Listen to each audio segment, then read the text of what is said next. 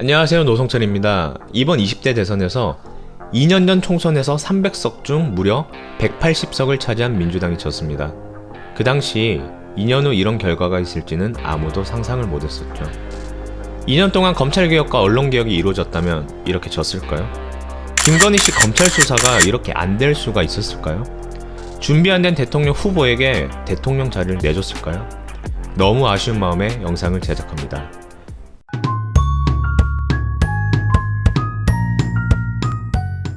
역사 속에서 어느 집단이 대립하였을 때 어디는 선, 어디는 악이라고 단정 지을 수는 없습니다. 이기는 쪽이 선으로 역사에 기록이 되죠. 근데 대립 시에도 무조건적인 악으로 정의되는 집단이 역사 속에 있었습니다.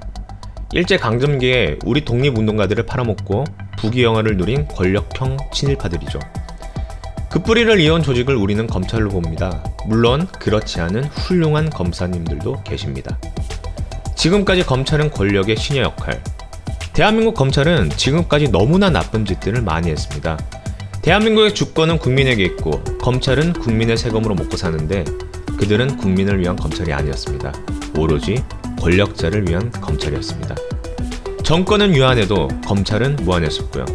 권력에 기생하고 권력자의 칼이 되면 되는 거였기에 무전유죄, 유전무죄 우리는 익히 들었단 말입니다. 그러면 상식적으로 검찰개혁은 누가 해야 될까요? 권력을 잡은 대통령과 여당일까요? 아니면 야당일까요? 당연히 권력을 놓친 야당인 게 정상이죠. 너무나도 많은 권한을 검찰이 가지고 있어서 두렵기에 죄 없는 사람도 죄 있는 사람으로 만들어서 죄인으로 그만 만들 수 있는 게 검찰의 권력이니까요.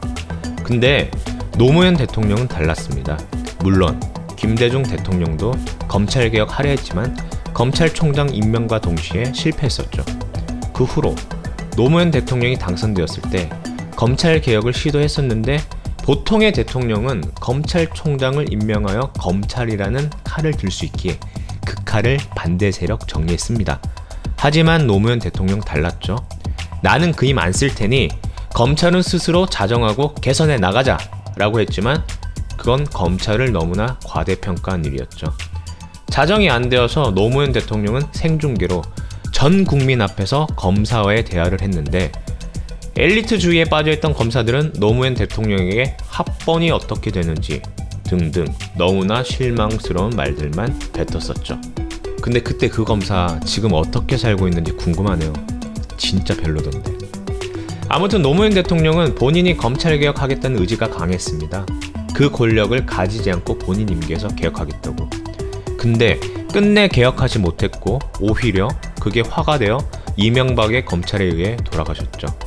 근데 지금 그 이명박을 사면하자고 하는 민주당 의원이 계시네요. 잊었나요? 아무튼 검찰은 재벌 그리고 언론들과는 거의 악어새 관계로 지내왔습니다. 검찰 개혁이 되고 검찰이 올바로 서야 언론도 올바로 서게 되고 그리 되면 힘없는 소시민들이 억울한 일 없이 살 수 있습니다. 법 앞에는 만인이 평등해야 하기에. 물론 검찰은 못 믿고 경찰은 믿어서 경찰에게 검찰의 권한을 나눠주자는 게 아닙니다.